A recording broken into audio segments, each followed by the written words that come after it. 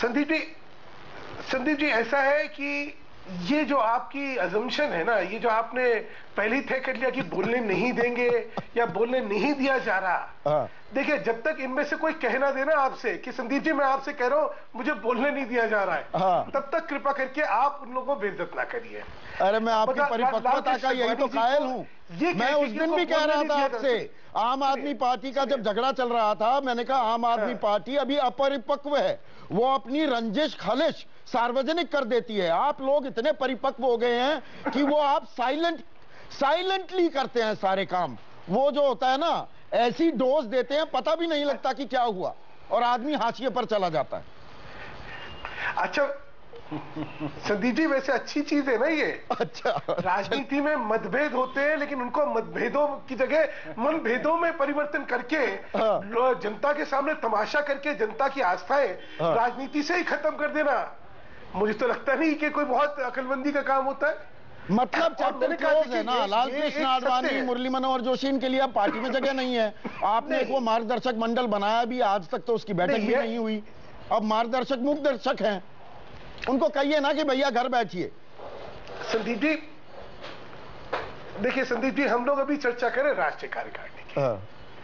आप एक चीज देखिए, आज जो राष्ट्रीय कार्यकारिणी के नेतृत्व का मंजर दिख रहा है आपको, आज से 5 साल पहले अलग था, आज से 3 साल पहले अलग था। पहले मंच पे आप देखते थे राजनाथ जी को, आज मंच पे देखते थे आप नितिन गडकरी जी को, मंच पे सुषमा जी दिखती थी, आज 3 नए चेहरे दिख रहे हैं। उससे 6 साल पहले और 3 नए चेहरे थे। राजनीति के अंदर संगठन जो है वो स्टैटिक ऑर्गेनाइजेशन नहीं होती है, चलिए वो एक फ्लूइड ऑर्गेनाइजेशन है। एक नए लोग आते हैं, नए नेतृत्व है, उसमें गलत क्या है? संदीप जी 2 चीजें, पहली तो जयवीर और सौरभ जो है दोनों बहुत अच्छे प्रवक्ता है, और खासतौर से जयवीर का तो मैं बहुत ही मतलब इनके प्रति तो बहुत आकर्षण रखता हूं क्योंकि बहुत अच्छा बोलते हैं। लेकिन मुझे लगा शायद ये भूल गए कि आज हम लोग हास्य कवि सम्मेलन में नहीं बैठे हुए हैं।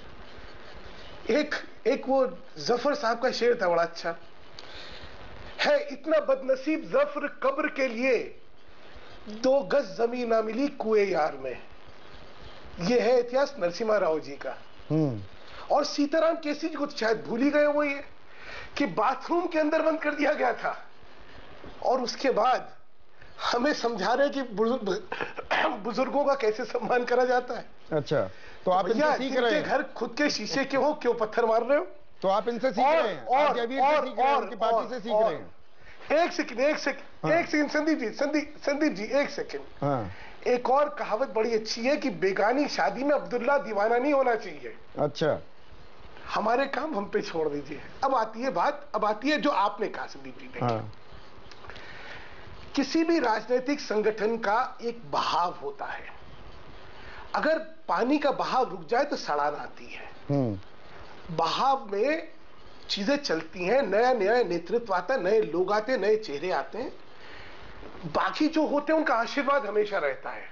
और देखिए इसका जो उदाहरण है वो आरएसएस है। आप लोग सब संघ के लिए कहते हैं, संघ में किस गति से जनरेशनल चेंज उन्होंने इफेक्ट करा, ये देखने वाली चीज है।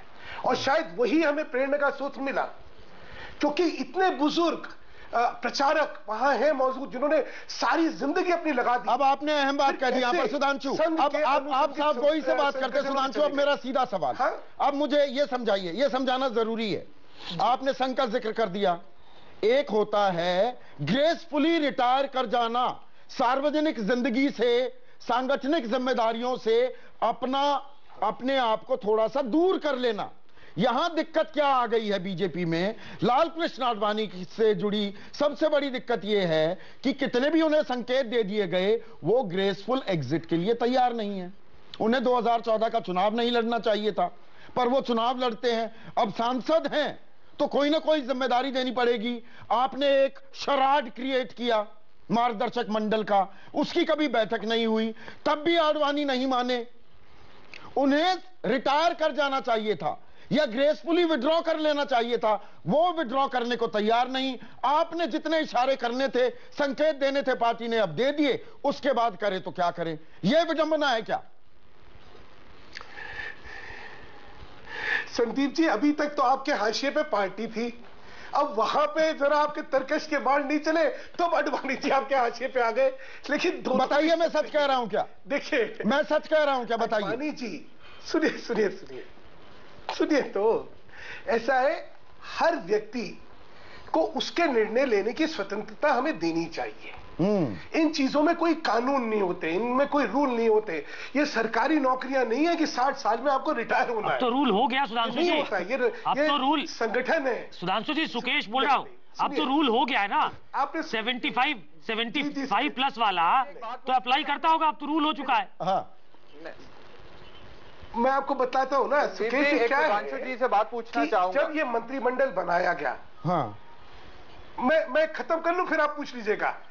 एक जब मंत्रिमंडल बनाया गया तो एक ये सामूहिक निर्णय हुआ कि इसको एक यूथफुल इमेज देने के लिए और एक नई ऊर्जा देने के लिए 75 की उम्र का एक वो रखा गया कि भाई इससे ज्यादा की उम्र के लोगों को मंत्रिमंडल में अगर नहीं रखेंगे तो अच्छा रहेगा। लेकिन ये कोई हार्ड एंड फास्ट रूल नहीं रहा, क्योंकि कोई अगर 75 साल का हो गया तो उसको निकलना है, ऐसा कुछ नहीं हुआ अभी तक। तो मेरा कहना है कुछ चीजों की राजनीतिक जो व्यवस्थाएं होती है ना, उनको जिस तरह हम इंटरप्रेट करना चाह रहे हैं शायद वो उस तरह होती नहीं।